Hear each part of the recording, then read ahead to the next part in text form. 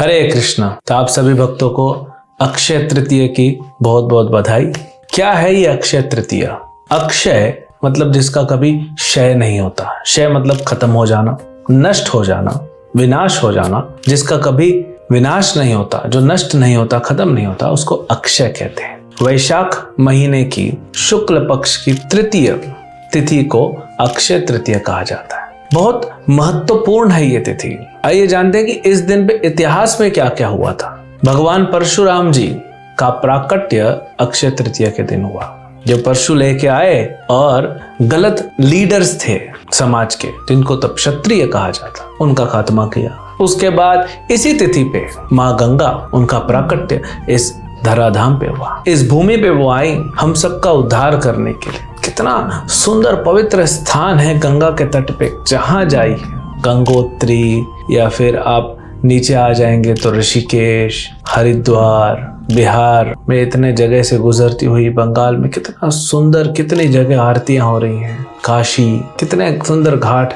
अगर आप देखेंगे दुनिया की सबसे ज्यादा पॉपुलेशन गंगा किनारे बसी हुई है। पवित्र स्थान है। माँ गंगा आई है हम लोगों का उद्धार करने के लिए, हमको तारण करने के लिए। तो इसी दिन पे अक्षय तृतीया के दिन उनका प्राकट्य हुआ। इसी अक्षय तृतीया के दिन पे त्रेता युग की शुरुआत हुई। एक युग की शुरुआत हुई है जिसमें भगवान श्री राम धर्मपरायण, धर्मनिष्ठ, मर्यादा पुरुषोत्तम श्री राम उस त्रेता युग में आते हैं। ऐसे बहुत कुछ है। इसीलिए अक्षय तृतीया के दिन लोग क्या करते हैं, आप देखिए इस दिन कोई मुहूर्त निकालने की आवश्यकता नहीं है। ये ऐसा मुहूर्त है, कितनी शादियां होती हैं भारत में। हमारे देश में वैसे भी शादियों का ज्यादा ही चलन है, तो बहुत शादियां इसी तिथि में होती हैं। तो बहुत लोग शादी करते हैं। इस दिन पे लोग नया घर खरीदते हैं या कंस्ट्रक्शन स्टार्ट करते हैं या खेती चालू करते हैं, गाड़ी खरीदते हैं, सोना खरीदते हैं। इस दिन पे लोग दान करते हैं। क्यों? दान करने से तो जा रहा है ना, क्योंकि दान की महिमा है ना।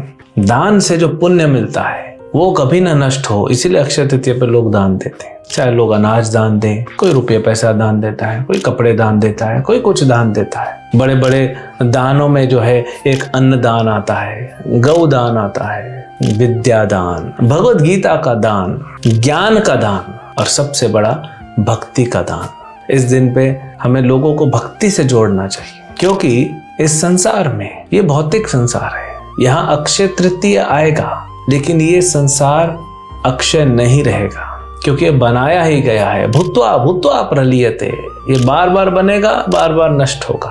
ये भगवान ने डिजाइन ही ऐसा किया है।